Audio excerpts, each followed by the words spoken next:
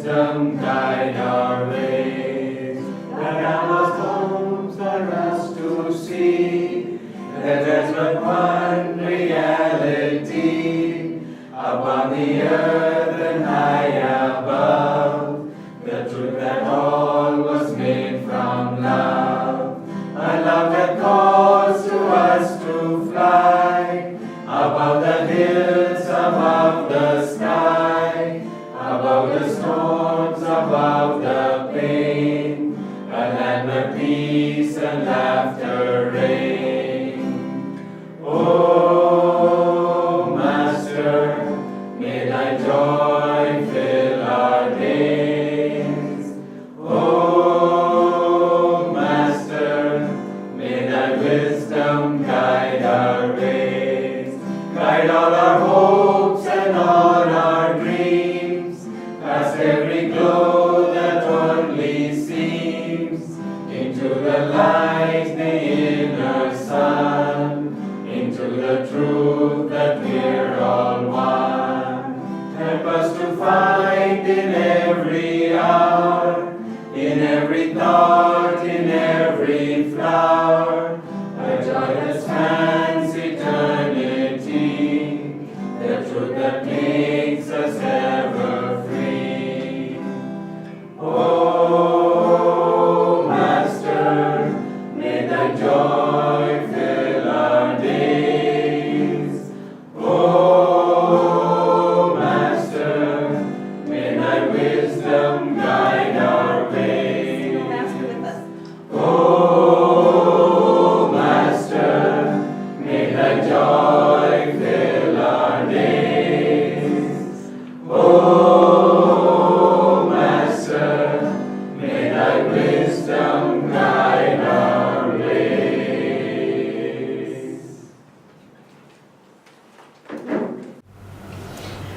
Truth is one and eternal. Realize oneness with it in your deathless self within. The following commentary is based on the teachings of Paramahansa Yogananda. There is a saying in chapter 1 of the Gospel of St. John that would seem to respond with a definite no to the question, can man see God? The saying is, no man hath seen God at any time. The only begotten Son, which is in the bosom of the Father, he hath declared him. Many great saints, however, claim to have seen God. If we ask then, can God be seen, rather than, can man see God, the answer is yes. Else those saints lied, and the scriptures themselves lied. For Jesus also said, blessed are the pure in heart, for they shall see God. The point is, it is not man, this human body, these human eyes, that sees God. God can be seen only with spiritual vision, with the eyes of the soul. As the Bhagavad Gita puts it in the 11th chapter, thou canst not see me with mortal eyes. Therefore I now give thee sight divine. Behold my supreme power of yoga. With these words, Hari, the exalted Lord of Yoga, revealed himself to Arjuna in his infinite form. Paramahansa Yoganandaji, in Autobiography of a Yogi, described the supernal experience in words more readily comprehensible to modern minds than the poetic phraseology of Bhagavad Gita. The chapter, An Experience in Cosmic Consciousness, is one of the most inspiring, beautiful in all mystical literature. Here's a brief excerpt. An oceanic joy broke upon calm, endless shores of my soul. The Spirit of God, I realized, is exhaustless bliss. His body is countless tissues of light. I saw the divine dispersion of rays pour from an eternal source, blazing into galaxies, transfigured with ineffable auras. Again and again I saw the creative beams condensed into constellations, then resolve into sheets of transparent flame. By rhythmic reversion, sextillion words passed into diaphanous luster, fire became firmament. I cognized the center of the Empyrean as point of intuitive perception in my heart.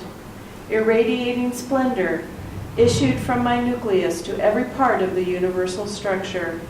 The creative voice of God I heard resounding as Om, the vibration of the cosmic mother. This, so the great masters aver, is what God is, and this also, they insist, is what we are in our deepest reality. Thus, through Holy Scripture, God has spoken to mankind. Oh, oh, oh, oh.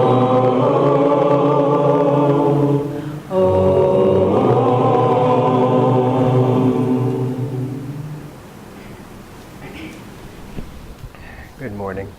Good morning. I'd like to begin with this prayer from Whispers from Eternity by Paramahansa Yogananda. Make me feel thee through the touch of the breeze. Father, let me feel thee through the touch of the breeze, through the sunshine warming my body. Enter through my nostrils with the fragrance of flowers. Let me cognize thee through my innermost thoughts. Forget me never, even if I forget thee. Remember me always, even if I remember thee not. Be with me always, always, always.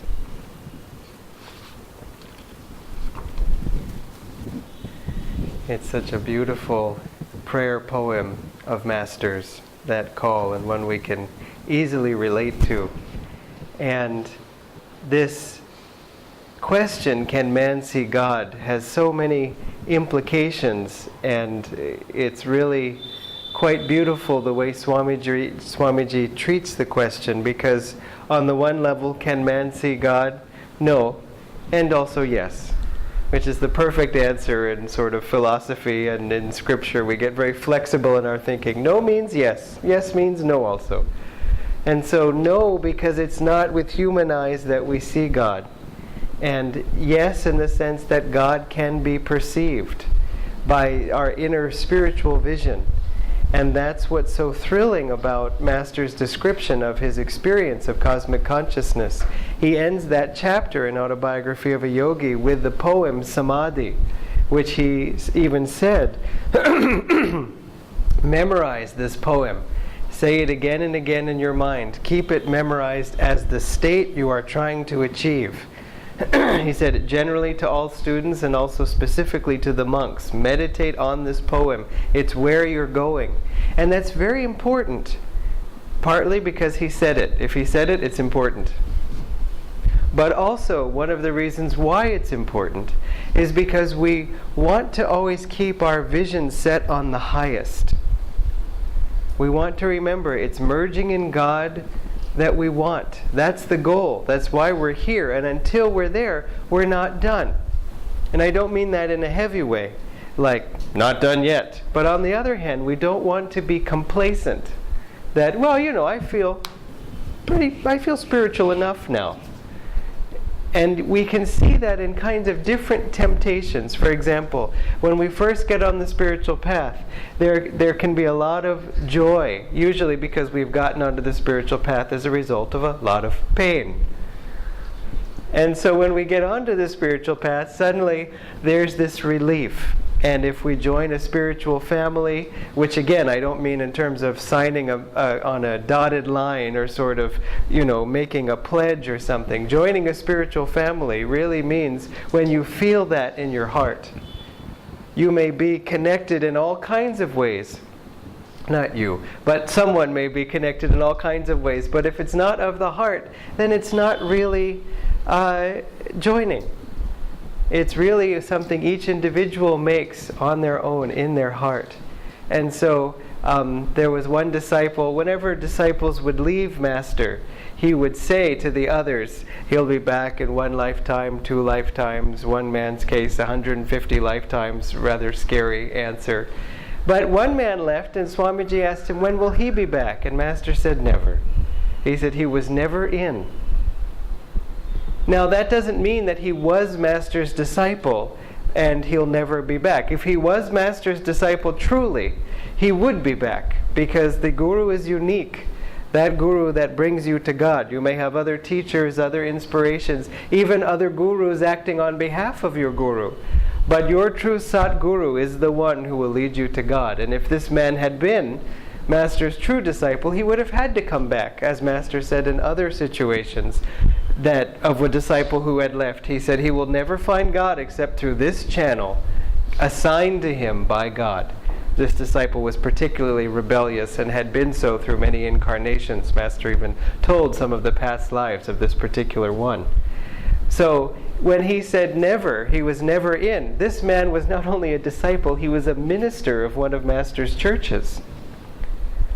So I mean, it really makes you kind of fathom the karma in terms of Master knew that. Why would he have him in that position? And yet he also would want to help anyone. One young man came to Master, and Master Swamiji said spent an inordinate amount of time with him, answering every question of his, spending, I think, more than an hour, in which he would never do with a new person or a new guest. And he also would not take the time to answer questions so carefully. Swamiji said he'd never seen it before.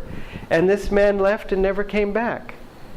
And if Master was thinking practically, it'd be like, well, since you're leaving anyway, I think I'll spend time on more useful, investments. Obviously not.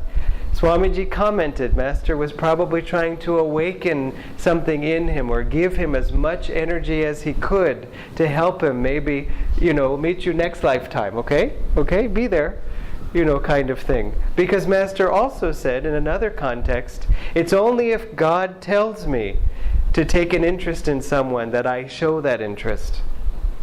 And he said, if that person responds, then I know they will be saved, is the way he put it. And he said, and if not, well, then I withdraw. He didn't say, if they're worthy or not, then I withdraw. Or if they're not worthy, I withdraw. He said, if they show that interest back, if they receive it, if they open up to it. You all have received it and opened up to it. So don't be sitting here thinking, uh-oh. No, that's not the purpose of this talk.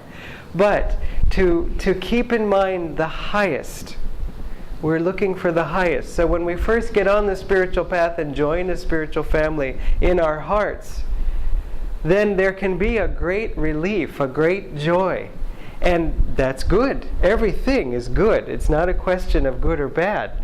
But we have to remember that joy that we're feeling was always there.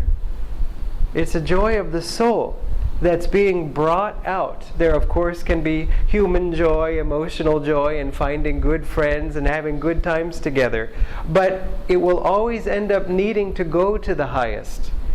If we get too caught up or too attached, for example, in a human friendship, sometimes God will use, in fact, Swamiji said, always, whenever we get too attached to something, God will use that very thing to betray us. Not out of vindictiveness, not of, oh, you love this more than me? We'll see about that. No, it's not that. It's that because we've gotten too caught up in this, that we've swung the pendulum this way. And so, of course, the pendulum has to swing back and knock us on the jaw, as it tends to do. And so, we always want to keep it back to, it's a friendship in God, it's a love in God. Even the love I experience through even my Guru is God's love coming to me through him. And though we can get, in a way, very personally attached to the Guru, still, he's wanting to keep us directing that devotion to God. And God through him. And yet, of course, we acknowledge, as all great masters have acknowledged, that it was through their own gurus that God came to them. It's definitely both and, not either or. But still, keeping it on the highest. Another thing that can happen in the beginning of the spiritual path is that we can start to have unusual experiences, inner experiences, mystical experiences, or we can also experience outward miracles. In fact, this is also sometimes what can bring us onto the spiritual path. And very often these things happen more in the beginning for two reasons. One is, as Swamiji said, it's a little bit of beginner's luck.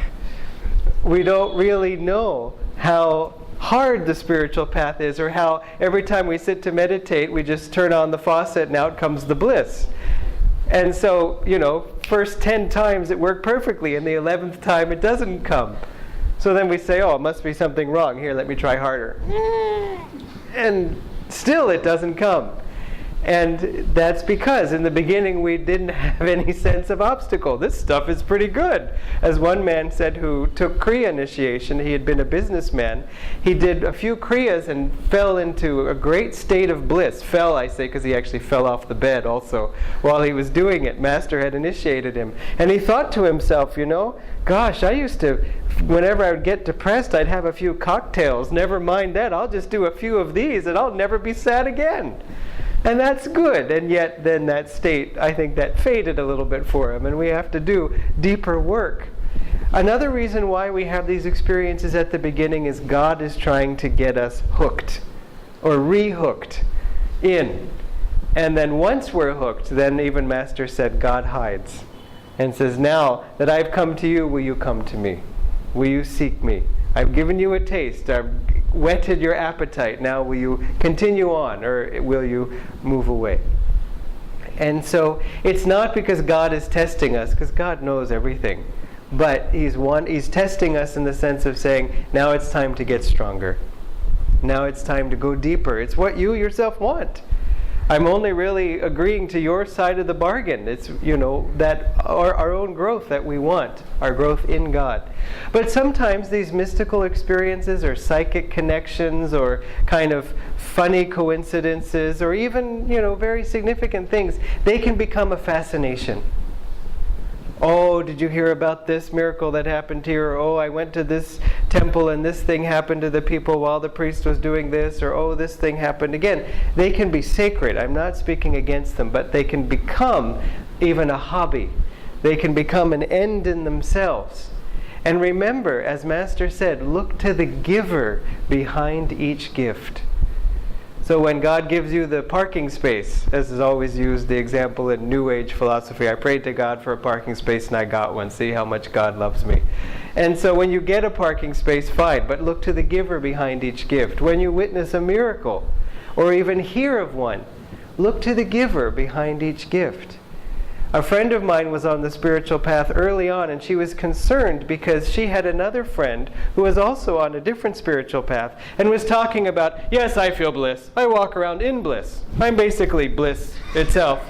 And I had there was some experience I can't remember where she was wanting an answer from God, and then she walked through the parking lot, and on the windshield someone had put under the wiper a piece of paper and it said love God or something, and she felt the divine ray, and she was talking about all these different experiences, which again are fine.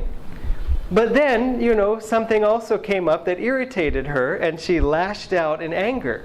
And my friend was confused, going, but if you felt a lot of bliss, wouldn't you also not be that way? Or, she couldn't reconcile the two. And also, it just felt a little strange that she was saying, I am in bliss, just so you know. If you're wondering, bliss, right here. She couldn't put her finger on it, but something just didn't sit well. But my friend was getting a little bit distracted by other people's words and by other people's claim about their experiences. And let's even say that everything this other woman was saying was true, that she was having these deep experiences. And people do. But even if not for her, because I never met her, I don't know, when they become a fascination in themselves, look, I have this power. Look, I have this intuition. Even if you start to have more sort of intuitive feelings about other people, you get a message from God, and then you say something, even unknowingly, unintentionally, and the person says, my God, how did you know? That's exactly what I was thinking, or exactly what I was worried about or wondering, and I needed to hear that. And you say, well, I do Aung Sa, and I do Kriya, and so you can expect these things from me more and more. No, we got the message. We received a message. We did not generate the message. God sent us an email. We opened the email, read it, and then something happened through us. It was God who sent the email, the message. It wasn't we ourselves who generated it. You see, that's why the ego is such a tricky customer, especially on the spiritual path. Because then, when these things start to come, the ego says, I want money, I want toys. And then we say, no, Vandam. I want God. So the ego says, okay. Now I can't want God, because if I want God, the ego says, I'll be annihilated. So let's just see where I can get in. Then one of these experiences comes in, and the ego says, I did that. And we say, yeah, really? Yeah, feels like it. Yeah. You know, we'll even find that right after meditation. What a good meditation, blissful meditation I had. I remember when I used to struggle with meditation. Not anymore. You find it anytime. It's natural in the sense that it's common. Anytime you find that thought, don't get upset about it, because then the ego wins again. Be upset. I'm so terrible. I can't believe I thought that anything. It's still I. Just say, God, you are wonderful.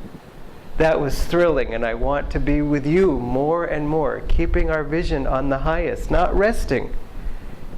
You have to take this from which side of it you're on. Some people will never rest. It's not good enough. I haven't found God. I'm miserable all the time. Or I've got to work harder and all that. As Swamiji was told by Master, emphasize relaxation more.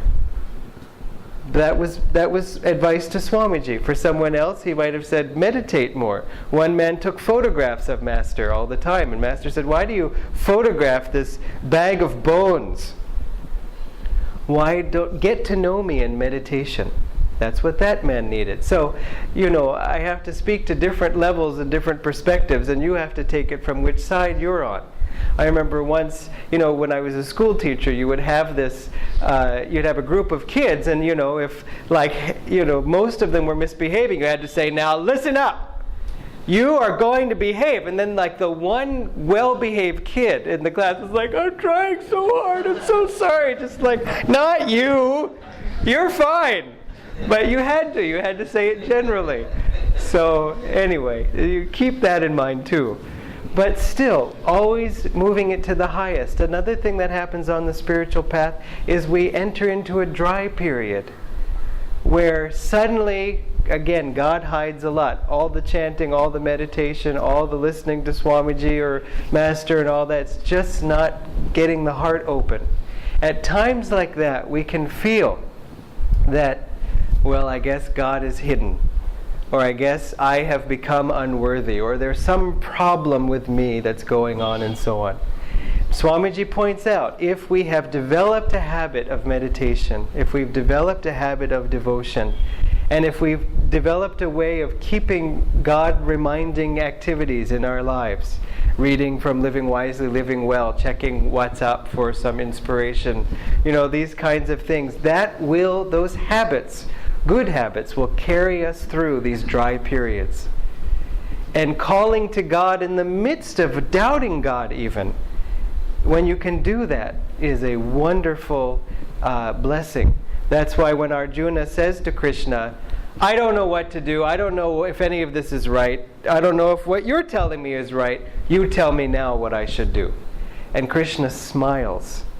Krishna replies as if smiling, the Gita says. And Master points out that he says that Krishna is having this hidden smile. Why is he smiling? Because Arjuna says, I am doubting even you, but I ask you for help. That he hasn't really turned away from God. He's saying, I'm so confused, which is truthful and sincere, but I'm still asking you, guide me in this. And Master said the devotee must become very great, or must have become very great, to win Krishna's smile. But he said, as if smiling. Why didn't he just say Krishna replied smiling? He replied as if smiling, because sometimes to our eyes that smile is hidden.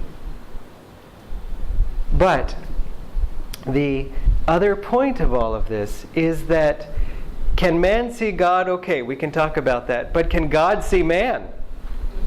Sure. Of course, God sees everything. But do we actually believe that? Do we actually behave as if we really believe that? Because if we feel all alone and I'm meditating in this and it's not working, I must have done something wrong and now God is away from me.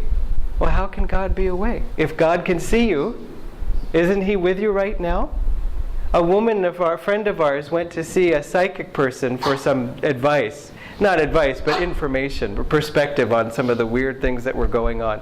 And when our friend came in, the woman said, Now, who have you brought with you? There's a man all dressed in orange with long black hair, seems to be an Indian man.